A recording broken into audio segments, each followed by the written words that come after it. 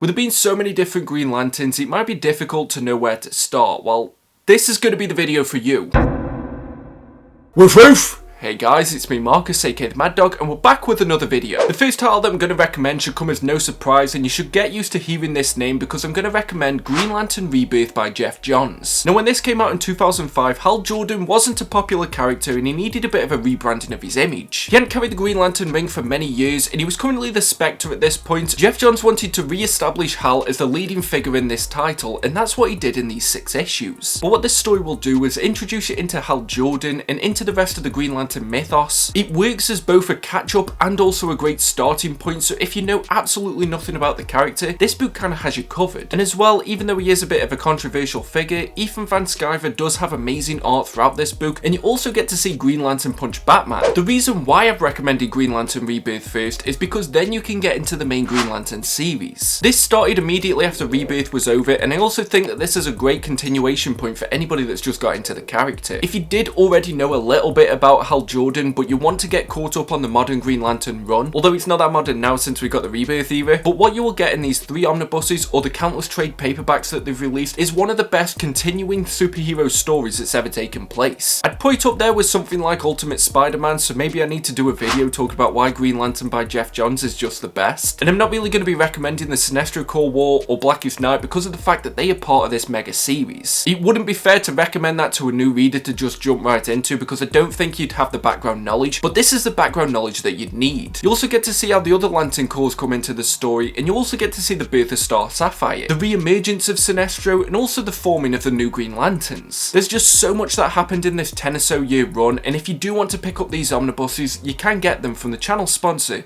Organic Price Books. They've got great packaging, fast shipping, and amazing customer services, and if you use code WOOFWOOF, you'll get $2 off your order. And if you're ordering 3 or more books and you want them to be delivered together, make sure you use code WOOFWOOF, ship it together for 5% off your entire order. Don't worry, you can just copy and paste them from the description down below and you can use these codes as many times as you like. But don't worry, I'm not going to spend this video just recommending Geoff Johns titles, although spoiler warning, it isn't the last time that you're going to hear his name. And if you did just want an origin story of Hal Jordan without the baggage of everything that came before it, I would definitely recommend DC The New Frontier. This is a phenomenal book by Darwin Coop that I've recommended countless times in my Where to Start series. I'm also planning on doing a review this year, so make sure that you subscribe for that. But this isn't just a Hal Jordan origin story, but it does primarily focus on him. You get to see him as a fighter pilot, how he discovered the Green Lantern ring in Abin Sur, how he took on that responsibility, and also how he managed to integrate himself into the rest of the Justice League in the DC universe. This is a perfect story because of the fact that I don't really recommend a lot of Golden or Silver Age stories because I just don't think that they're accessible for a new reader. But DC The New Frontier tells the same story but modernizes it for today's audience. I still think this is a very accessible book. Even if you haven't read it before, I definitely recommend getting the Absolute Edition. And as well, this does capture a lighter tone that you might feel is missing from a lot of modern comics. So if it is that you want something that feels like a throwback but is still quite readable today, this is the one that I'd recommend if you want to get caught up on Hal Jordan. Now I know I literally just said that I don't recommend a lot of older titles, but this is the internet and I can be a bit of a hypocrite. Because the one exception to that rule for Hal Jordan would be Green Lantern Green Arrow. You've got Neil Adams and Dennis O'Neil working on this, so you've got 2 of the best from that time, and they really were ahead of the curve anyway, so this doesn't read like an older title. Does it read like something that came out today?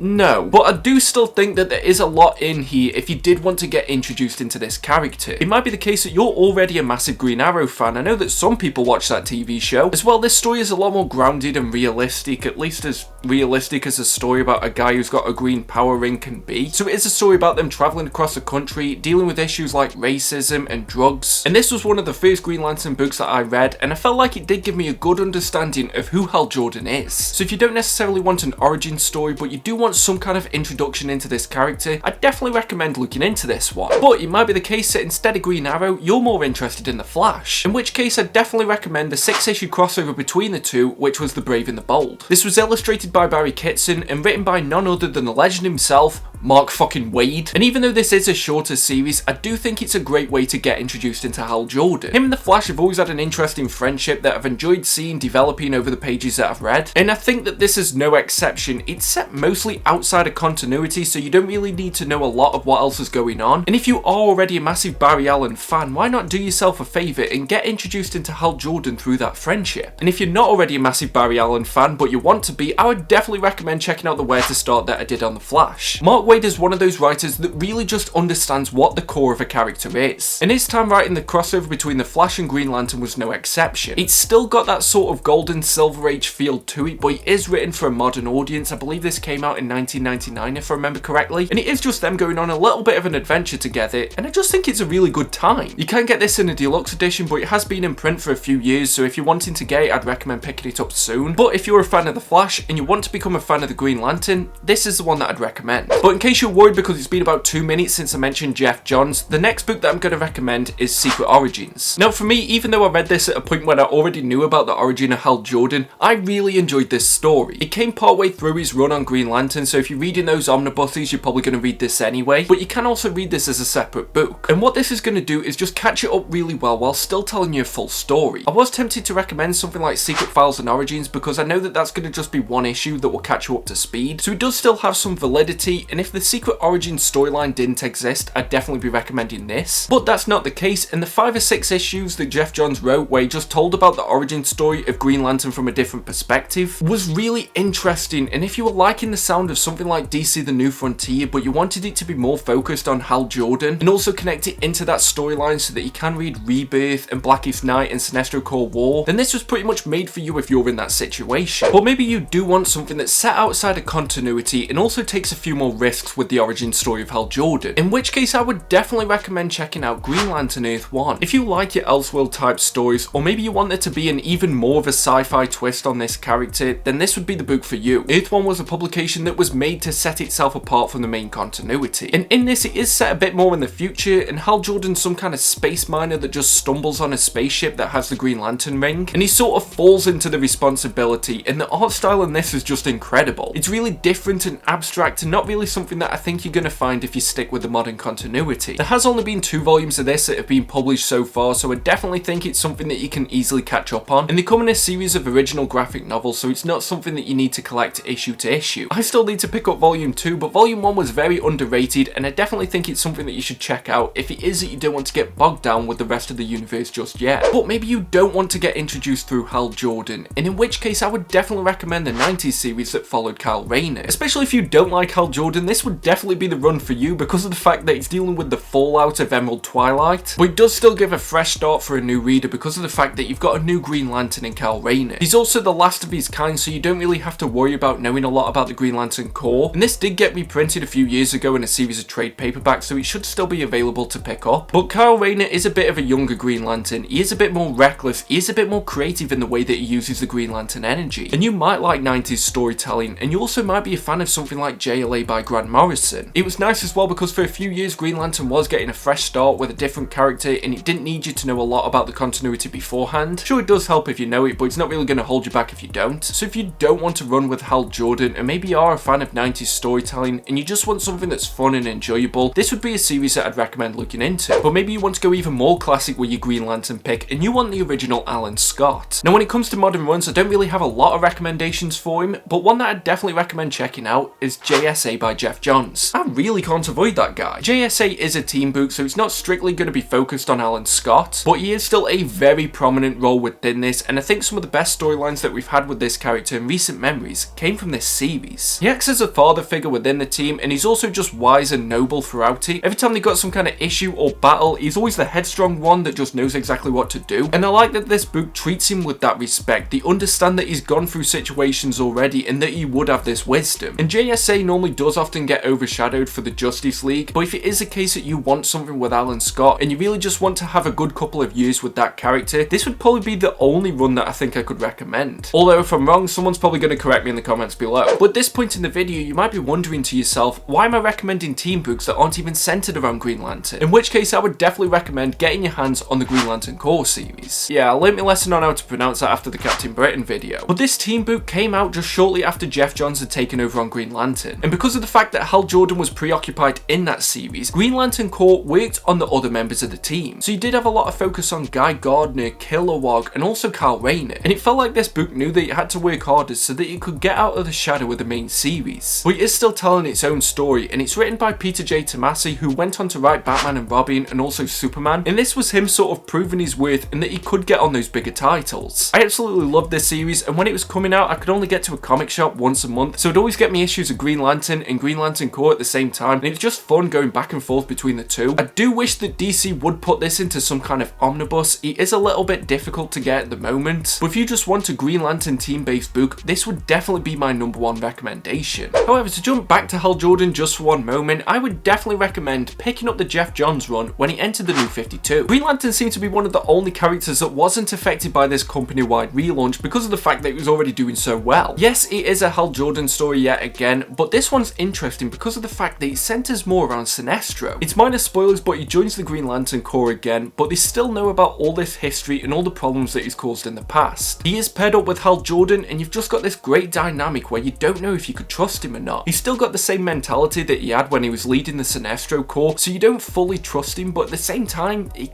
kind of has a bit of a point. And I think considering just how well Geoff Johns was already doing on this title at the point when New 52 happened, which was also kind of his fault, so I guess he kind of does get the say on what happens, but to take this risk and then shake it up and change the story so that new readers could find it enjoyable, I think definitely deserves its own pick on this list, even though it is contained in the Geoff Johns omnibuses, so if you get all three of them, you're gonna have the New 52 run. But with a character like Green Lantern, who's appeared in so many different places, it would be impossible for me to not recommend a Justice League book. You might know a lot of these characters. It might be the case that you watch the Snyder Cut and you're like, where on earth is Green Lantern? We kind of need one. Because that's what I was thinking through all 4 hours of that movie. But there's so many great different runs that you can jump into if you do want to learn about Green Lantern whilst also having the backdrop of the entire Justice League. I can easily recommend JLA by Grant Morrison if you want some Kyle Rayner, the New 52 run if you want Hal Jordan, Justice League International if you want Guy Gardner, and the one that I have to recommend is definitely going to be JLA Year 1. Now, it's the same creative team as the Flash and Green Lantern,